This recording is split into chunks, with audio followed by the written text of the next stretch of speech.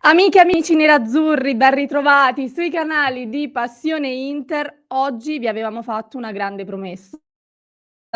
Vi abbiamo promesso un ospite per voi, un ospite molto amato da tutti i tifosi nerazzurri, uno youtuber tra i più amati non solo dai tifosi nerazzurri, ma anche dagli avversari, e questo già ci dice tanto, nonché detentore probabilmente di un Guinness World Record per maggior numero di piatti lanciati e rotti nel corso della sua carriera. Questo è un grande spoiler, io non aggiungo altro, lo faccio entrare. Sono molto, molto felice di ritrovare qui e di portarvi oggi sui canali di Passione Inter il mitico Luca Mastrangelo. Romina, che, Buongiorno, che piacere Romina, rivederci a eccoci. distanza mi fa un po' di effetto, ma che piacere. Siamo però sempre circondati, Luca, dai colori nerazzurri, su questo non possiamo sbagliarci. Assolutamente, io ti ringrazio per la intro, tu secondo me mi hai fatto più amato di quello che sono, nel senso, per carità, c'è tanta gente che mi vuole bene, ce n'è anche tanta che non mi vuole bene, però insomma, io ti ringrazio per questa intro dove mi hai dipinto secondo me anche più amato di quello che No, ma sono. la verità, poi amici e nemici ce li abbiamo tutti, ma tu sei molto amato, Luca, sei anche molto umile e quindi questo è un altro pregio. Prima di partire, innanzitutto, io ricordo ovviamente a tutta la nostra community e a chi ci sta seguendo di lasciare un like al video, di iscriversi al canale e soprattutto se abbiamo qua oggi Luca è proprio grazie al supporto della nostra community, del nostro club di Passione Inter, e ho riservato, Luca, per te anche delle Sì. domande esclusive dal nostro club di Passione Inter che ti Ah, farò nel corso di questa intervista. Quindi, insomma, invito i nostri amici nerazzurri che ci stanno seguendo ad unirsi al club perché avete la possibilità, ecco, in qualche modo di interagire anche con i nostri ospiti. Allora, caro Luca, qui siamo su Passione Inter. Io devo partire assolutamente da una domanda. dimmi. Perché parleremo di attualità, parleremo dell'Inter, ma io voglio fare un salto nel passato con te perché appunto vorrei conoscere un po' come nasce la tua passione per l'Inter, cioè cos'è che ti ha portato fin qui oggi ad essere appunto a vivere, no, un po' di Inter a 360 gradi, a seguire questa squadra e appunto raccontami un po' questa passione nerazzurra, da dove arriva? Allora, io nasco in una famiglia con un papà interista, però interista blando, tranquillo, nel senso che a casa mia io cresco col mio papà che guarda le partite, guarda l'Inter, se l'Inter vince bene, se l'Inter non vince, pazienza, è lo sport, sono cose che capitano, però già un'infarinatura me l'aveva data mio papà. Poi a scuola, alle elementari, diciamo che la mia classe era divisa fra un gruppetto di interisti, un gruppetto di milanisti, gli juventini erano solo 2 contro un bel gruppetto di milanisti e un bel gruppetto di interisti. Io avevo più amici nel gruppetto degli interisti e lì già altra infarinatura, e in più quando ho cominciato un pochettino a guardare il pallone, quindi 9 anni, 10 anni, 8 anni, che cominci a guardare un pochino le partite col tuo papà che ti metti lì e le guardi, nell'Inter giocavano Zenga e Berti, che erano i giocatori simbolo, diciamo così, dell'Inter, e mi piacevano un sacco. Mi piaceva molto Zenga con il berrettino alla Benji Price, che spesso si metteva il berrettino, Nicola Berti col suo ciuffo da figaiolo, che era il Cuccadores dell'epoca, e quindi diciamo che queste tre componenti, mio papà, i miei amici e questi due giocatori, hanno fatto sì che io insomma diventassi nerazzurro. Senti, poi io so che tu, tra l'altro, un po' come me, hai una sofferenza particolare per una squadra, nel senso che ovviamente nelle zone del milanese tutti vedono il derby di Milano come la partita in assoluto. Tu sai che io personalmente soffro molto più i bianconeri, soffro molto più la Juventus e se non ricordo male tu sei un po' su questa linea, forse a Sì. livello geografico il problema. Sì, questa cosa diciamo che delle volte i milanisti, quando io dico che mi sta più antipatica la Juve, mi guardano, magari mi fanno il sorrisino, mi fanno la battuta come se potessimo essere, tra virgolette, amici, e io dico no, non mi piacete nemmeno voi, non mi piacete, però se proprio devo dire chi mi sta più antipatico, sportivamente ovviamente, ti dico la Juve, ma proprio come dici tu dal punto di vista geografico. Secondo me il derby col Milan è molto più sentito per ovvie ragioni qui a Milano, in provincia di Milano, così. Magari si abiti in un'altra regione come me che vengo dalla Romagna o come te Romina, io credo che la rivalità più grossa, più accesa sia con la Juventus. Poi ci sarà qualche raro caso di qualcuno che magari la sente di più col Milan anche nelle altre regioni, però secondo me il 90% nelle altre regioni hanno più l'antipatia verso la Juve. Sì, diciamo che in linea generale sono tutti un po' più spostati verso la Juve. Poi nel milanese, come dicevo prima, il derby di Milano, No, ovviamente vabbè, per uno di Milano. li posso capire quando quando un interista che vive qua mi dice io sento più la rivalità col Milan, lo capisco. Però Quindi se quando fosse ti sei dall'altra parte, trasferito non hai, cioè non è cambiato nulla nel momento in cui sei arrivato a ma non è Milano. cambiato nulla di me in generale quando mi sono trasferito. Adesso non è che perché abito a Milano mi sento milanese o ho cambiato le mie abitudini o ho cambiato il mio accento, il mio modo di parlare. Io rimango Luca Mastrangelo, romagnolo, che vive a Milano, ma con le abitudini di prima. Poi mi sono abituato bene qui a Milano, è una bella città che offre tantissime opportunità, però anzi ogni tanto c'è qualcuno che mi dice ma parli ancora romagnolo, c'hai ancora l'accento romagnolo? Certo che questo ce l'avrò a vita, ce l'avrò. E la mia antipatia verso la Juventus non è che è cambiata, è uguale a prima. Certe cose non cambiano. No, Senti Luca, no. a proposito di Milano, noi l'ultima volta che ci siamo visti proprio a Milano per un evento, insomma, e non un evento qualsiasi, ma la dolorosissima finale di Champions League. So che purtroppo questo è un tasto dolente. Io non voglio ritornare troppo su quella giornata, voglio andare più che altro su quello che è successo dopo. Cioè Luca Mastrangelo come ha vissuto i giorni successivi alla finale, soprattutto in tutto il caos che si era creato non solo attorno appunto alla partita, ma anche i discorsi su Inzaghi, il cambio allenatore e quant'altro. Cioè tu come hai reagito a tutto quello? Allora, partiamo da un presupposto.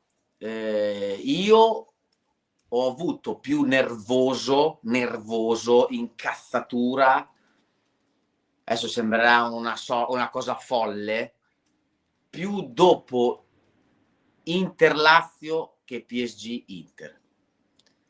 Io ero più incazzato quando abbiamo perso lo scudetto alla penultima giornata, perché quello io lo vedevo come il mio salvagente. Cioè io se vincevamo lo scudetto con la Lazio, io sapevo che la mia stagione comunque ero io che parlavo. Te Juventino non hai vinto nulla, te milanista hai vinto una supercoppetta. Io se perdo la Champions League ho vinto comunque lo scudetto, sono io che parlo. Già togliendomi questa opzione, sapevo che sarei andato a giocarmi la Champions League con un dentro fuori clamoroso. Averla persa in quel modo lì mi ha scocciato tantissimo, perché comunque abbiamo ridato fiato a chi non aveva diritto di parlare. Perché comunque, sai, gli juventini che non hanno vinto niente hanno gongolato e si sono fatti forti di questa Champions League persa 5-0, così come i milanisti. Cioè veramente gli abbiamo dato un argomento che hanno usato e stanno usando ancora, giustamente, perché a parti invertite anche io, 5 pere, sai quanto ci avrei marciato sopra, però mi è scocciato veramente avergli dato fiato a gente che non ne aveva più e non aveva più speranze. Questi si stavano cagando addosso, avevano una paura clamorosa che l'Inter vincesse la Champions, e non solo l'abbiamo persa, ma l'abbiamo persa in quella maniera lì e gli abbiamo veramente ridato la vita, erano morti, stavano dando gli ultimi respiri e noi gli abbiamo veramente rianimati li abbiamo, e sta cosa qui mi è scocciata un casino. Per quanto riguarda quello che è successo con Inzaghi, non me l'aspettavo, nel senso che sinceramente io ero abbastanza convinto che Inzaghi rimanesse all'Inter. Si parlava già da prima della Champions League, quando sentivi comunque parlare Marotta, diceva ma parleremo dopo la finale, troveremo tranquillamente un accordo perché non ci saranno problemi. Quindi io non me l'aspettavo. È vero anche che davanti a un'offerta di 26 milioni, io sinceramente, fare gli ipocriti, è vero che sono persone che i soldi li hanno già, ma un biennale da 26 milioni sono 52 milioni. Quanti anni devi lavorare all'Inter per fare 52 milioni? Quindi io non riesco a essere ipocrita, e probabilmente il ciclo forse era finito, lui lo considerava finito, e forse insomma dai, questa è un'offerta che fa saltare il banco un po' dappertutto. Come fai a rifiutare 56 milioni? Dai, cioè a me se mi dicono Luca 56 milioni vai a fare lo youtuber dell'Al Nasr, devo dire no, non ci vado perché la passione, ci vado, dai, che cazzo devo fare? 56 milioni, oh! Sì, poi diciamo che vabbè, tu hai detto bene, nel senso che forse Inzaghi si era anche reso conto che un po' il ciclo Allora, era diciamo finito. che se non ci fosse stata questa offerta da 26 milioni, secondo me lui sarebbe rimasto, anche se magari forse il ciclo, non il ciclo, secondo me sarebbe rimasto.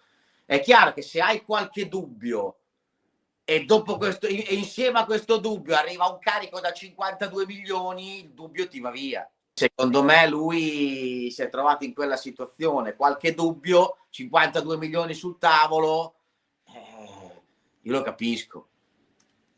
E il dopo, cioè a parte il discorso di Inzaghi, che ovviamente è stato un po' una doccia fredda per tutti, una doccia gelida per tutti, quando sono spuntati fuori i nomi dei primi allenatori, cioè come hai reagito anche solo un po' come dire, al casting degli allenatori? Ma guarda, io sono molto onesto, l'allenatore libero in quel momento più di nome era Allegri. E io non ti nego che in quel momento io dentro di me dicevo prendiamo Allegri, è libero, un allenatore di spicco, un allenatore di nome, che va bene, ci sono gli allegriani, gli anti-allegriani, io non faccio parte né del partito degli anti-allegriani come qualcuno, o dei pro-allegriani, che qualsiasi cosa fa Allegri va bene. Secondo me è un buon allenatore, secondo me è un ottimo allenatore che se gli dai una squadra e gli dai un obiettivo, lui lo raggiunge. Io dicevo dentro di me, prendiamo Allegri. Poi Allegri non è arrivato, l'Inter ha deciso di prendere Chivu, Marotta ha fatto una scelta stracoraggiosa, io mi ricordo che dissi se Chivu dovesse andare male io non me la prenderò mai con Chivu, ma me la prenderò con chi l'ha preso, perché ha fatto una scelta molto molto coraggiosa. Io non mi sono mai permesso di dire Chivu non è un allenatore buono per l'Inter, però di dubbi, qualche dubbio, cioè un allenatore che è vero che ha fatto tutta la trafila del settore giovanile dell'Inter, le categorie giovanili le ha fatte tutte, quindi la gavetta l'ha fatta, però sai, la squadra finalista di Champions League che prende un allenatore con 12-13 panchini in Serie A, io qualche perplessità e qualche paura ce l'avevo. Sì, poi su Chivu ci torniamo tra poco, anche vedendo quello che comunque ha fatto in questo inizio stagione, però ti voglio fare un'altra domanda prima, perché voglio capire anche da parte tua, no, che comunque vivi di Inter a 360 gradi, l'ho detto prima, racconti anche dell'Inter, trasmetti un po' tutte quelle che sono emozioni positive e negative. Tu quei giorni lì come li hai vissuti anche a livello di contenuti? Cioè come sei riuscito a gestire un po', no, il fatto che devi comunque bilanciarti tra la rabbia per un risultato come quello, tra la rabbia per un cambio allenatore che magari non ti aspetti e una situazione che vorresti vedere evolversi in un altro modo rispetto a come abbiamo visto un po', appunto gestire tutta quella parte lì. Cioè a livello di contenuti come ti sei ritrovato? Perché comunque dall'altra parte devi anche fare un po' da scudo a tutti gli attacchi che ti arrivano ovviamente dagli altri colori. Ma guarda, sinceramente agli attacchi sono abbastanza abituati, sia degli altri, delle volte anche del fuoco amico, degli stessi interisti, quindi dopo più o meno 10 anni di YouTube io dico quello che penso senza problemi, senza stare lì a pensare: "Oddio, come reagirà questo, quello". Credo che sia anche la mia forza, dire sempre quello che penso, delle volte piace, delle volte non piace. Fare contenuti è stato facilissimo, perché fare contenuti è difficile adesso che c'è la pausa della nazionale, che non c'è un cavolo da dire. Quando succedono 2000 cose è facilissimo fare contenuti. Gestire la rabbia è stato semplice, non l'ho gestita, nel senso che la mia rabbia c'era e si vedeva, perché perdere una finale di Champions League in quel modo mi ha procurato rabbia, fastidio, mentre invece gestire la situazione dell'addio di Inzaghi, anche quello è stato facile, perché comunque era una notizia importante. Io sono sempre stato inzaghiano, 4 anni di Inzaghi, l'ho sempre difeso a spada tratta. È un allenatore che mi è entrato dentro, sono pochi gli allenatori che mi sono entrati dentro come Inzaghi, quindi a me è dispiaciuto tantissimo quando è andato via, perché è proprio un allenatore che poi c'è chi dice poteva vincere 2 scudetti in più. Io preferisco ricordarlo comunque come un allenatore che ha vinto 6 trofei, che ha fatto 2 finali di Champions League, e che oggi, se siamo qui a sbandierare gli utili che stiamo facendo, l'utile dell'Inter, capito, sono arrivati sotto la sua gestione. Quindi nella storia dell'Inter, se ci mettiamo a guardare gli allenatori che hanno fatto meglio di lui e gli allenatori che hanno fatto peggio, io penso che lui sia tra i primi 5 allenatori della storia dell'Inter. È difficile, tutti gli altri che hanno fatto peggio, allora che cosa dobbiamo dire? Quindi è un addio che mi è dispiaciuto, mi ha ricordato un po' l'addio del primo Mancini, che io ero manciniano di ferro quando andò via Mancini e arrivò Mourinho. Io non mi innamorai di Mourinho al primo istante, perché comunque nella testa mi dispiaceva che era andato via Sì. Mancini. Poi Mourinho pian piano ha fatto quello che ha fatto, io ho iniziato a fidarmi di lui. Non è che mi sono fidato di lui dal giorno della presentazione, che è arrivato, ha detto io non sono Pirla, ci ha fatto ridere tutti, però mi è servito qualche mese per fidarmi di lui. Dopo qualche mese ho capito che eravamo in buone mani e va bene, poi mi sono innamorato anche di Mourinho. Però diciamo che dopo Mancini e Mourinho non c'è più stato un altro allenatore che mi è entrato dentro, almeno a me personalmente, come Simone Inzaghi. Quindi quando è andato via Simone Inzaghi mi è dispiaciuto molto, molto, molto, molto. Però devo dire la verità, nonostante qualche perplessità su Chivu, ma ti dico la verità, io avrei avuto, se non fosse arrivato Chivu, ma fosse arrivato, che ne so, Fabregas, avrei Sì. fatto lo stesso discorso, perché per me nel momento in cui va via uno come Inzaghi, quello che arriva dopo c'ha una bella gatta da pelare, non è facile far rendere l'Inter, far giocare l'Inter come la faceva giocare Inzaghi e entrare nel cuore dei tifosi come era entrato Inzaghi. Quindi poteva arrivare Chivu, poteva arrivare Fabregas, poteva arrivare un altro, non è che mi ci sarei buttato subito a capofitto. Però devo dire che Chivu piano piano, adesso vediamo dopo la sosta che ci sono 2 partite toste, però Chivu piano piano mi sta piacendo.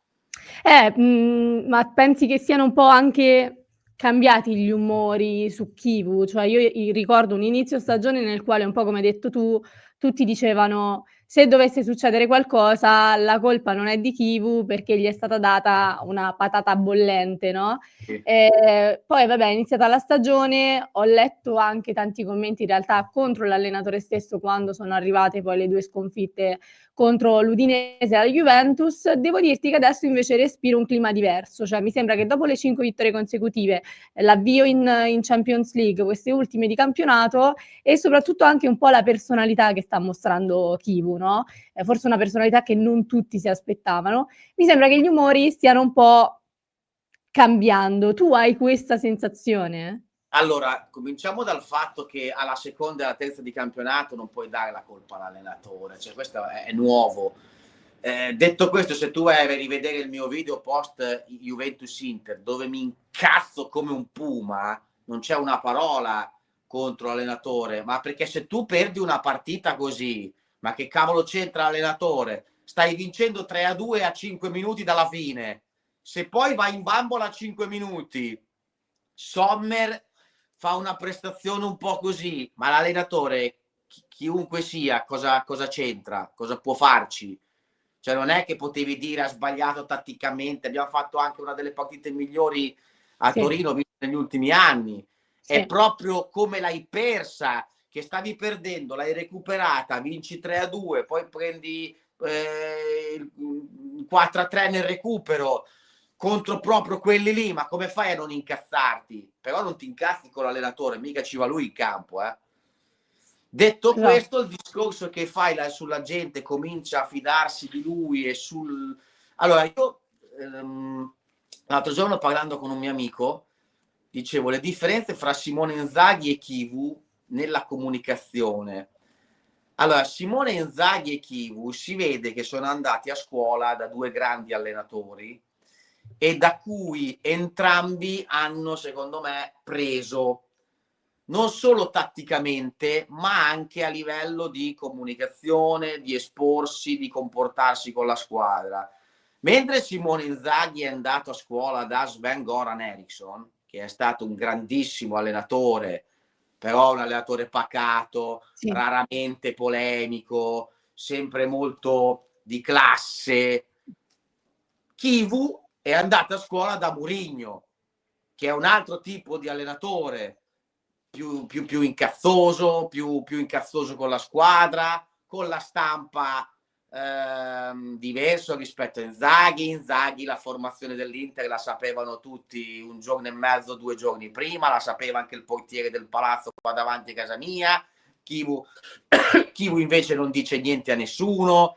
Neanche i giocatori, tra l'altro, cioè neanche i giocatori stessi. Neanche i giocatori. Una cosa molto murignana che ho saputo che ha fatto Chivu è dopo la fine della tournée americana, del mondiale per club, ci fu quella sbrocco di Lautaro Martinez, lui riunì tutti nell'hotel, parlò con tutti, poi quando la squadra fu libera per le vacanze, Lautaro aveva chiesto, questo aneddoto l'ho sentito da Sandro Sabatini, Lautaro aveva chiesto di andare direttamente in vacanza per raggiungere la famiglia, invece Chivu gli ha detto no, te torni a casa con tutti da bravo capitano e poi vai dove devi andare. Questa è una cosa molto murignana.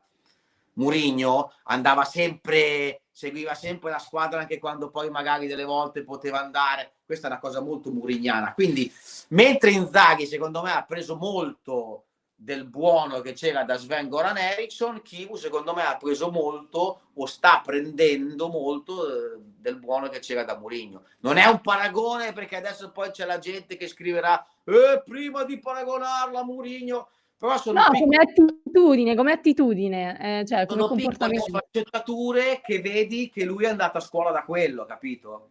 Sì, è chiaro, è chiaro, è chiaro. Sono d'accordo, nel senso che devo dirti, io vabbè, conoscevo Chivu come giocatore, non mi aspettavo di vederlo subito così "impattante", tra virgolette, anche a livello di atteggiamento con tutti quanti, perché comunque era arrivato un po', no, come l'allenatore tranquillo che avrebbe gestito una situazione difficile, invece è partito subito a gamba tesa, ma questo secondo me è una buona base dalla quale partire, quindi mi sta sai piacendo.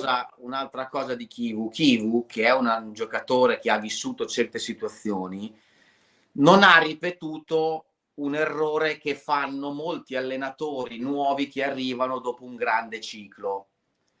L'ultimo in ordine di tempo in Italia, non so, Garcia dopo Spalletti, se tu entri nello spogliatoio del Napoli che ha vinto lo scudetto come l'elefante nella cristalleria, lo spogliatoio ti rigetta. Sì. Chivu, che ha vissuto dopo il triplete l'esperienza Benitez e l'esperienza Gasperini, cioè è uno che sa po' che è giusto che apporti i suoi cambiamenti rispetto a chi c'era prima, perché giustamente ha le sue idee, però è entrato, secondo me, con la calma giusta di uno che sa e conosce certe dinamiche di spogliatoio perché le ha vissute.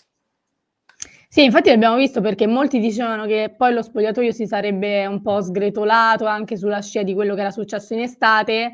Invece la sensazione è che Chivu abbia fatto proprio da collante, cioè io sto rivedendo comunque un Inter che si sta ricompattando e non era semplice ad inizio stagione dopo il dramma, ecco, dell'estate con tutto quello che è successo. Quindi un grande merito a Chivu.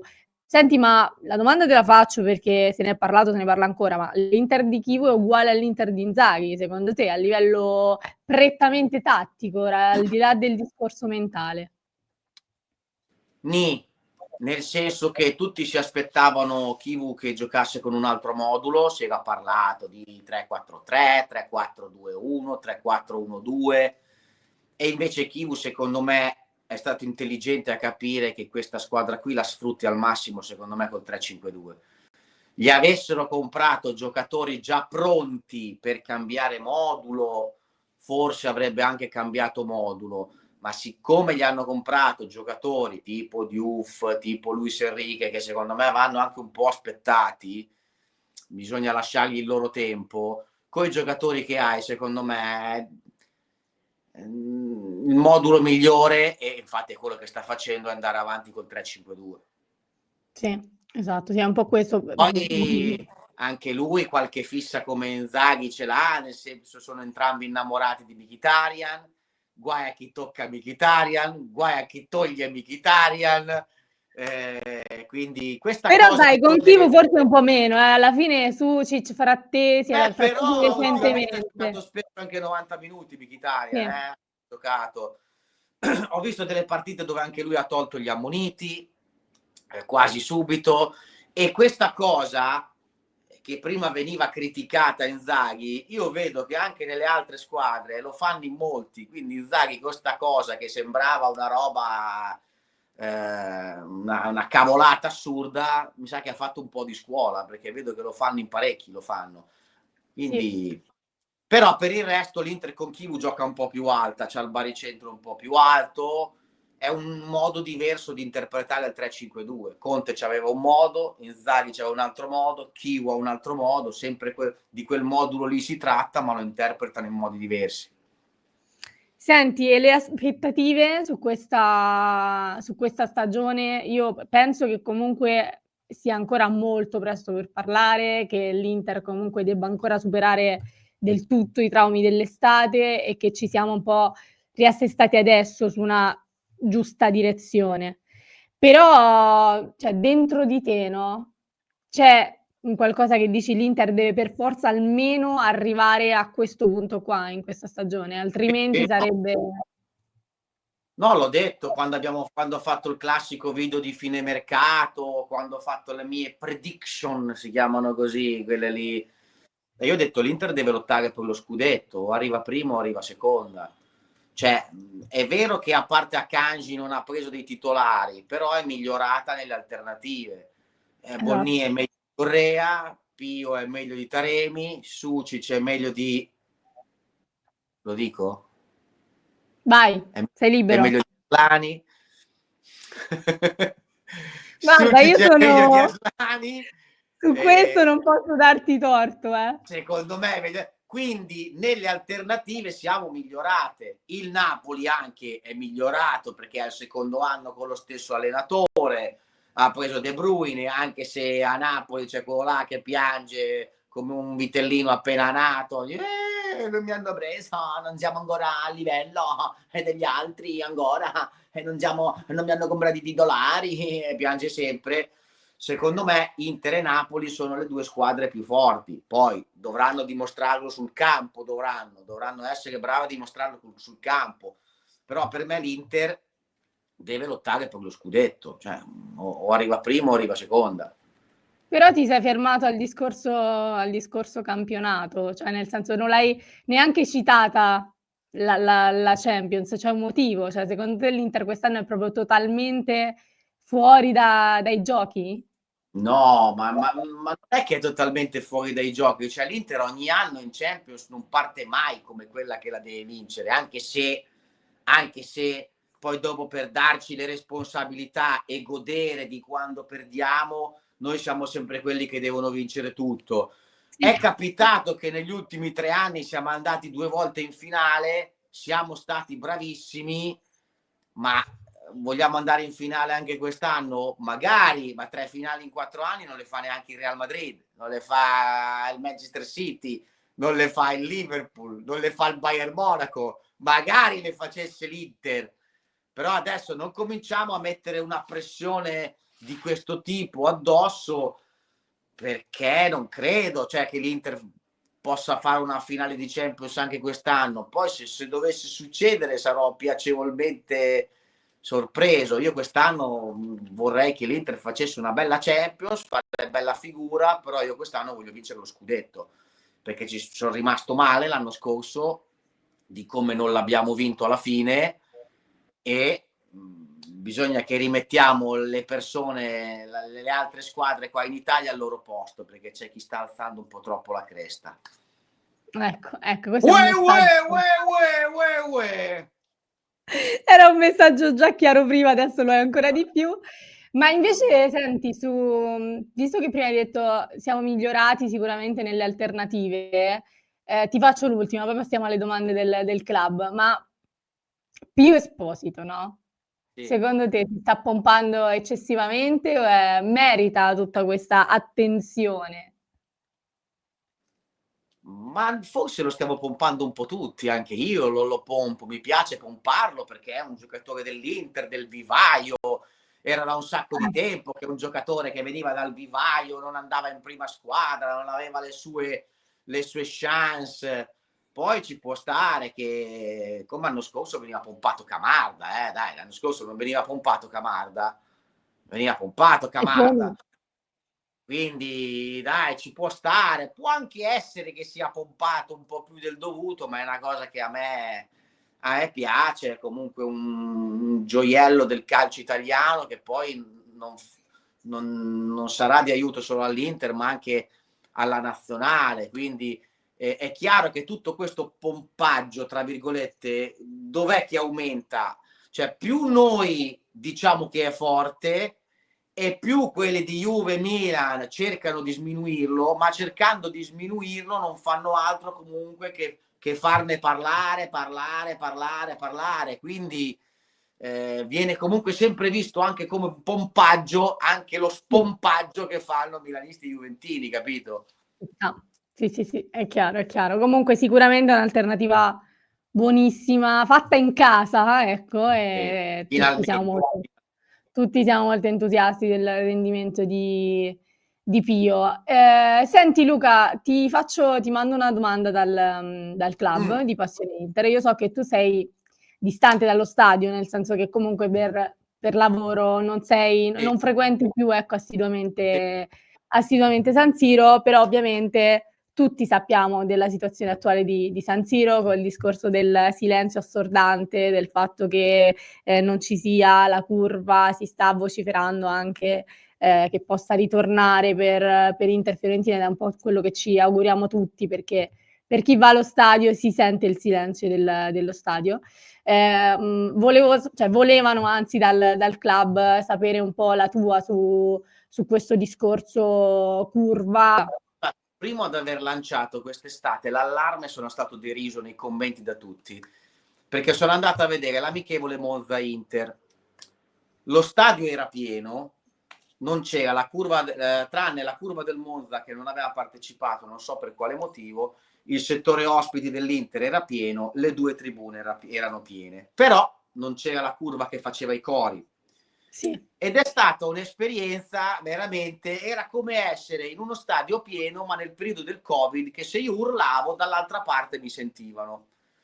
E io dissi nel video del giorno dopo, guardate che siccome dicono le curve di Inter e Milan quest'anno non saranno fatte entrare o non tiferanno, comunque non ci sarà il tifo, andremo contro una situazione assurda.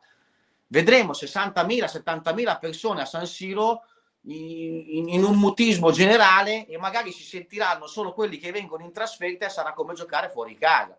Ma no, ma cosa dici? È perché il Monza era un amichevole, vedrai che non è così, ma non sarà così. E invece è successo. Hanno detto quello che hanno fatto quello che hanno detto, anzi. Poi le motivazioni, diciamo che la cosa che ha fatto un po' infuriare le curve, da quello che ho capito, sono state queste blacklist. Lasciare fuori delle persone incensurate, io capisco, vuoi lasciare fuori delle persone che hanno un DASPO, va bene, non dico niente, non gliel'ha ordinato il dottore di andare a fare dei casini e quindi poi si assumono le loro responsabilità. Però le tante persone che sono state lasciate fuori senza DASPO, senza niente, secondo me è una decisione un po' grossa, un po'. E in più, e no gli striscioni, e no i tamburi, e no le bandiere, e come lo facciamo il tifo? Solo con le manine? Sì, si può fare anche solo con le manine, però sappiamo che le curve hanno anche dei codici loro, delle regole loro, se gliele togli un po' tutte ste regole, no gli striscioni, no le bandiere, no i tamburi, e qualche centinaio di persone incensurate che non può andare, forse così è un po' troppo, secondo me si poteva trovare una via di mezzo. Poi è vero che le cose che sono successe sono gravissime, gravissime, però è anche vero che le persone che hanno compiuto queste cose gravissime in questo momento mi pare di vedere che non sono più in grado di arrecare danno, quindi non lo so, secondo me il buon senso adesso dovrebbe portare a una soluzione di mezzo e non privare più l'Inter comunque del calore dei suoi tifosi, perché io qui da casa che mi guardo Inter Cremonese, sento solo quelli della Cremonese che sembra di giocare allo Zini, ma siamo a San Siro, qualche volenteroso ogni tanto che tenta di tirare su, Sì. e per la gente che gli vanno dietro in quattro gatti senza neanche finire il coro. Sì. È brutto, dai. È brutto. Sì, sì, sì, no, da dentro San Siro è proprio tremendo, cioè è surreale quasi, quindi speriamo che in un modo o in un altro si possa risolvere ben presto, anche perché dall'altra parte il Milan sta ritrovando anche quella cosa lì, quindi occhio, perché noi sappiamo quanto per l'Inter è stato fondamentale poi il supporto dei tifosi e Ma quanto San Siro sia... oltre a fondamentale il supporto, ma anche per chi va allo stadio. Sai quanta gente mi ha scritto? No, io vado anche allo stadio per lo spettacolo, io così non ci Certo. vado, non ci vado più. Cioè, vai lì, sì, bello, ti guardi la partita, ma allora, io dico sempre, se uno si vuole guardare la partita, se la guarda in TV nel Casa. divano. Se uno vuole vivere l'atmosfera della partita, va allo stadio. Ma se l'atmosfera della partita è quella roba lì, allora tanto vale che mi sto qui e me la guardi in TV. No? Anzi, è doppiamente triste quando vai allo stadio e vedi uno stadio in quel modo, cioè meglio non vederlo quasi, no? Occhio non vede, cuore non duole, cioè andare a San Siro e vedere quell'atmosfera lì, onestamente per chi l'ha sempre vissuto in un certo modo, è proprio surreale e devastante, quindi siamo d'accordo, speriamo che come dici tu si possa trovare un punto di incontro, un equilibrio per far sì che San Siro torni a cantare come siamo abituati, insomma, anche noi ad ascoltare. Altra domanda dal club, off topic, Luca, perché non c'entra nulla con tutti questi discorsi, però ti chiedono, sono curiosi di sapere se c'è uno youtuber, un influencer, degli avversari, quindi altri colori, che ammiri di più. Io prima l'ho detto, tu sei sempre umile, quando ho detto tu sei anche ammirato e amato dai tifosi avversari, mi ho detto, ma vabbè, no, ma in realtà sì, perlomeno io, per chi conosco io, tu sei ammirato anche dagli avversari. Voglio sapere se invece tu hai qualche, appunto, youtuber, collega di colori diversi che stimi, che ammiri molto. Questa domanda dal club di Passione Inter. Allora, diciamo che probabilmente tra i milanisti Daniele Brogna e Total Fred. Daniele Brogna perché è anche uno dei più vecchi, tra virgolette, su YouTube, è una persona che conosco, un bravissimo ragazzo e lo stimo. E anche Total Fred è un ragazzo con la testa sulle spalle, non è uno sborone, non è un ragazzo tranquillo. Diciamo che i primi due che mi sono venuti in mente di una squadra che non sia l'Inter sono loro due. La risposta così è quella più sincera, quindi sicuramente saranno loro. Ascolta Luca, prima di liberarti, visto che ti ho trattenuto abbastanza, ho un giochino da fare con te. Io ti Facciamolo. farò delle domande molto secche, cioè domande secche, dirette. Tu dovrai rispondermi con una risposta secca e diretta. Sì, sei pronto? Vai. Dimmi quando ci sei. Ok. Prima domanda. Thuram segnerà più gol di Lautaro Martinez? No. Pio Esposito ti ha già conquistato? Sì. Kivu farà meglio di Inzaghi? Quest'anno o nel suo percorso all'Inter, nel suo primo anno? Non lo so, paragoniamo i due primi anni. Nel suo percorso all'Inter, prendila così. Urca, deve fare bene, Gli auguro di sì. Mi accontenterei anche che facesse un po' meno. Ti dico, meglio deve vincere. No, ti dico no. Qui è una cheat in realtà, perché è arrivata una dichiarazione di Mkhitaryan qualche giorno, anzi tra ieri e l'altro ieri. L'Inter è favorita per lo scudetto? No. Dove può arrivare l'Inter in Champions? Già. Quarti di finale, semifinale, quarti di finale, dai. Preferisci partita allo stadio o in TV con gli amici? Allora, la preferisco allo stadio, per lavoro le guardo a casa. Sul discorso di San Siro, demolito. Sì. Ti dispiace o voti per un nuovo stadio?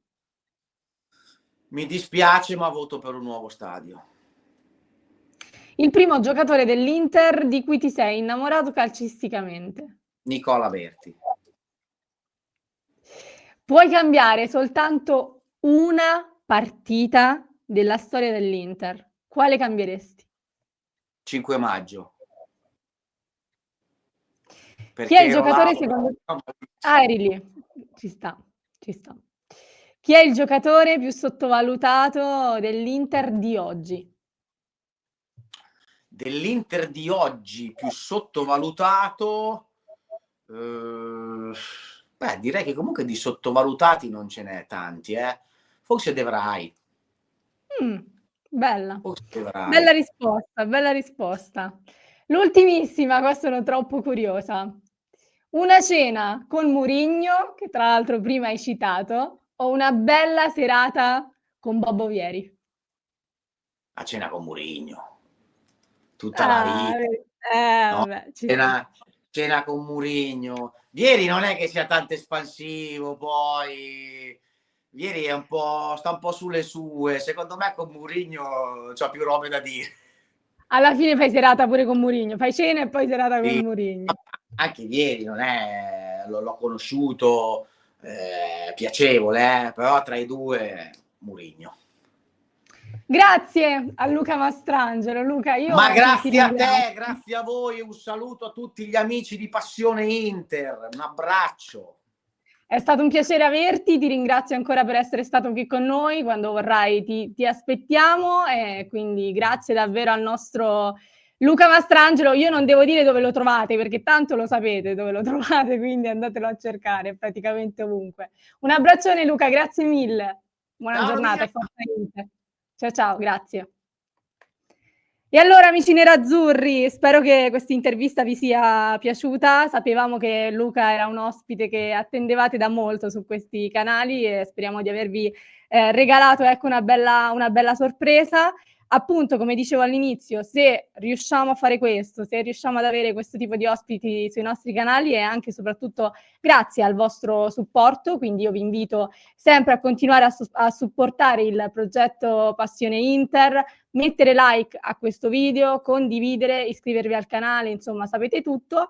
E tra l'altro oggi ci vedremo anche in diretta perché saremo live per la partita tra Atletico Madrid e Inter, l'amichevole in programma durante questa sosta, quindi restate sintonizzati. Nel frattempo io lascio un contenuto al link in descrizione per chi ci sta ascoltando in podcast. Se invece ci state seguendo su YouTube, vi basta cliccare qui alla mia destra. Ciao!